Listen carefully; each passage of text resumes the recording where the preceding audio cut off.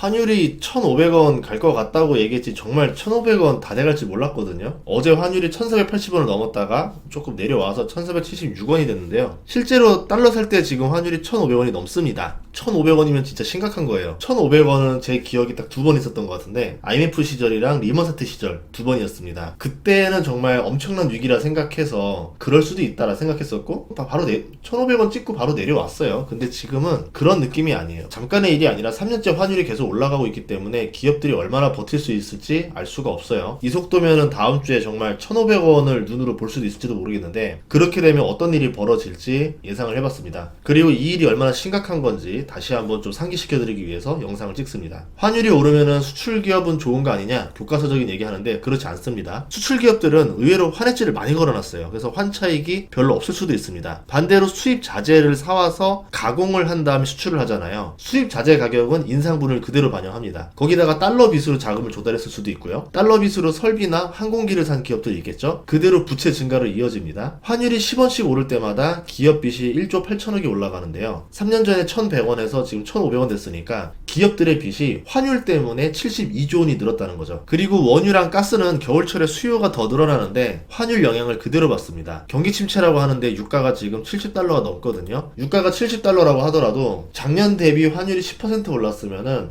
우리가 느끼는 체감 유가는 77달러예요. 경기가 침체인데 고유가인 상태를 맞이하는 겁니다. 그러면 이게 다 물가로 전이가 되겠죠. 그래서 환율 상승이 수입 물가 상승으로 이어진다 이렇게 볼 수 있는데요. 기업들을 괴롭히는 것 중에 우리가 생각 못한 게 하나 더 있습니다. 외국인 노동자예요. 한국에 체류하는 외국인이 250만 명이고요. 불법 체류자가 42만 명입니다. 이 외국인들이 모두 돈을 버는 건 아니고요. 이주 노동자로 계산을 해봤을 때 불법 체류자를 포함하면 144만 명으로 알려져 있어요. 이들 중에 상당수는요. 번 돈을 자신의 고국으로 송금합니다. 한국에다 쓰질 않아요. 회사가 주는 숙소에 주를 머물면서 최소한의 돈만 쓰고 나머지는 가족들한테 보내죠.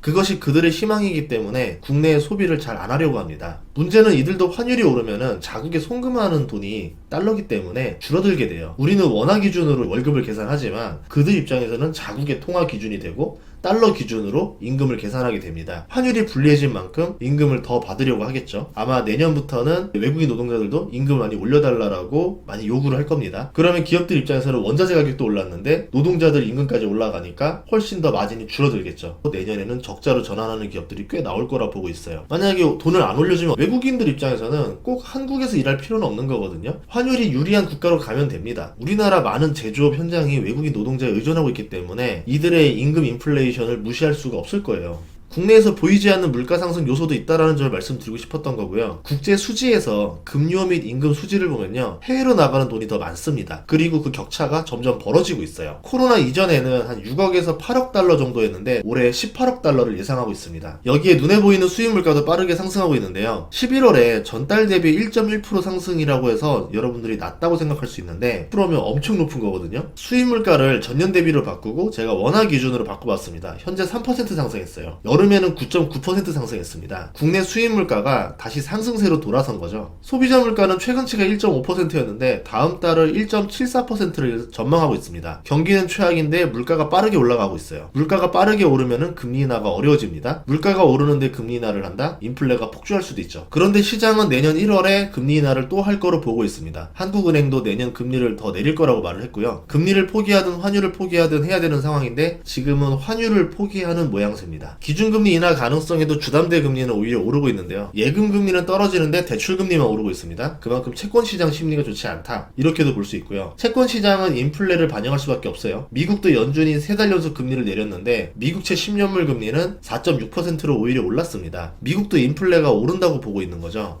그런데 미국은 강달러이니까 그나마 이게 상쇄가 되는 거고 한국은 환율이 올라가니까 여기서 더 심하게 적용이 되는 겁니다. 그런 점에서 봤을 때는 미국보다 한국이 더 불리한 조건이다 볼 수 있겠죠. 금리 인하를 하는 이유 중에 하나는 지금 부동산 뇌관이 터지지 않게 하기 위함도 있습니다. 기업, 가게 다 안 좋지만 지금 PF가 전체적으로 보면 안정된 것처럼 보이지만 내부적으로 보면 안 좋은 것들도 많이 있거든요. 지방 부동산 PF는 추가 구실 가능성이 지금 있습니다. 금감원 데이터를 보면 토지담보대출 연체율이 18.6%로 급증했고요. 부실 규모도 가장 큽니다. 상호금융이 토지담보대출을 가장 많이 해줬고 부실을 많이 떠안게 됐죠. 그러면 이 부실을 줄이는 방법이 무엇이 있느냐? 이자를 낮춰서 이자보다 예상 이익이 많이 나오게 하는 거죠. 이자는 1,000만 원인데 건물에서 나올 수 있는 월세는 1,100만 원이다. 그러면 이거는 우량 자산으로 바뀌게 됩니다. 서류상 부실 자산을 없애는 거죠. 실제로 내년부터 토지담보대출을 재개합니다. 방빼기 공제라고 불리는 모기지 보험도 재개를 해요. 그러면 주택대출 한도가 더 늘어나는 효과가 있고 토지대출도 갈아타기라던가 이런 게 가능해지기 때문에 연체율이 줄어들겠죠. 대출 한도가 늘어나서 터질 것들이 안 터지고 조금 더 수명을 연장하게 되는 겁니다. 지금 보면 M2 통화량이 빠르게 늘어나고 있어요. 그러면은 시중에 돈이 자꾸 풀려나가니까 환율이 오르는 이유가 될 수 있겠죠. M2 증가율이 6%를 넘어서 6.5%까지 갔습니다. 일반적으로 돈을 풀면은 유동성이 증가해서 자산이 상승하고 인플레를 유발합니다. 그나마 다행인 것 중에 하나가 경상수지 흑자라서 이게 지금 상승세로 가고 있는데 3분기가 264억 달러 흑자입니다. 4분기까지는 무난할 것 같아요. 근데 문제는 내년이에요. 이게 세부적인 내용을 보면은 조금 답답하거든요. 중국에서는 우리가 급락하기 시작했습니다. 중국에 수출하는 것보다 수입이 더 많아졌다는 거죠. 한마디로 이 정도까지 떨어진다는 거는 중국에 수출이 갑자기 막힌 게 생겼다는 겁니다. 그런데 중국에서 우리나라로 들어오는 거는 막히는 게 없죠. 그러면 우리는 중국에서 적자가 점점 커진다는 얘기고 지금 보다시피 미국에서 나오는 흑자로 때우고 있어요. 미국에 대한 흑자 의존도가 너무 높습니다. 문제는 무역이라는 거는 서로 액수가 비슷해야 돼요. 서로 밸런스 있는 교육이 돼야지만 무역으로서 의미가 있는데 한쪽이 일방적으로 돈을 벌면은 트럼프가 이거를 구실로 무역에 대한 균형을 맞추려고 하겠죠. 우리가 미국향 수출에 불리한 관세를 만든다던가 우리가 스스로 미국에서 수입을 늘려야 한다던가 둘 중에 하나를 택해야 됩니다. 중국으로 수출하는 금액은 올해 10월까지 늘었다가 최근에 급감하고 있어요. 우리는 주로 반도체를 중국에 수출해서 돈을 벌고 있습니다. 규제가 본격적으로 시작되면은 중국발 수출 위기가 올 수도 있겠죠. 우리나라 수출 수입 점유율을 보면요. 우리는 수출로 이득을 보는 국가가 미국과 베트남밖에 없습니다. 그리고 중국산 수입이 미국보다 2배나 많아요. 트럼프가 이 통계를 보면 한국에다가 어떤 요구를 할까요? 우리의 주요 수입 품목은 원유, 반도체, 천연가스입니다. 주로 에너지들이 많이 있죠. 이 중에서 우리가 미국산 수입 비중을 빠르게 늘릴 수 있는 게 원유랑 천연가스예요. 우리 수출 품목은 반도체, 자동차, 철강입니다. 트럼프의 관세 공격에 취약한 업종들이죠. 석유 제품 합성 수지는 중국의 침체랑 연관이 깊어요. 우리나라 주력 수출 업종들을 보니까 내년에 상태가 좋아 보이지 않죠. EU 집행위원장은 트럼프가 당선되자마자 미국산 천연가스 수입을 늘리겠다 발표했습니다. 무역 밸런스를 맞추려면 미국산 석유와 천연가스 수입을 늘리는 게 현실적인 방안이에요. 그래야 무역에서 구실을 잡히지 않을 수 있는데요. 현재 우리나라 미국산 가스 수입 비중이 11.6%입니다. 최소한 20% 이상은 늘려야 된다는 말을 하고 있어요. 문제는 이렇게 되면은 그만큼 원유와 가스에서 우리가 다른 나라 수입 비중을 줄여야 되잖아요. 근데 그 다른 나라에서 줄였을 때 아무 말 없이 그냥 그렇게 해주지 않겠죠. 장기 계약을 맺은 물량이라면은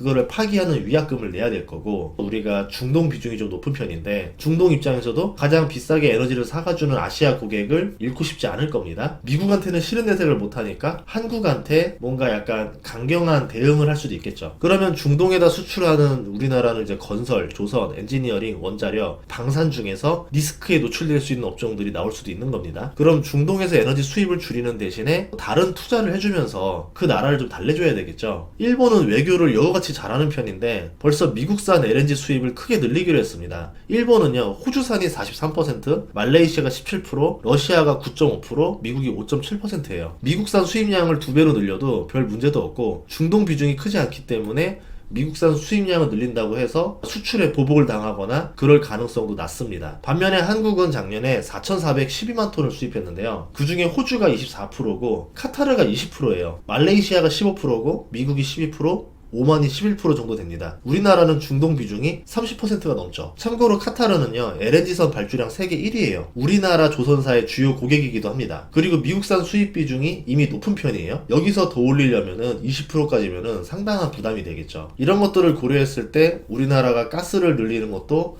쉬운 일은 아니다 라고 볼 수 있습니다. 그러면 대신 미국산 무엇을 사줄 수 있을 것인가? 이거를 고민해 봐야 되겠죠. 그래도 이 데이터들을 잘 보면은 우리나라가 불리한 것들도 있겠지만 유리한 업종들도 나올 수 있거든요. 이런 식으로 데이터를 찾다가 여기는 내년에 수혜를 볼 수 있겠다, 여기는 내년에 불리하니까 미리 팔아야 되겠다, 이런 것들을 여러분들이 빨리 좀 파악하신 다음에 트럼프 취임 전에 미리 포트폴리오 조정을 해두면은 여러분의 수익을 지킬 수 있지 않을까, 이렇게 생각을 합니다. 다음 시간에도 좋은 정보로 찾아뵙겠습니다. 구독과 좋아요, 알림 설정 부탁드릴게요. 고맙습니다.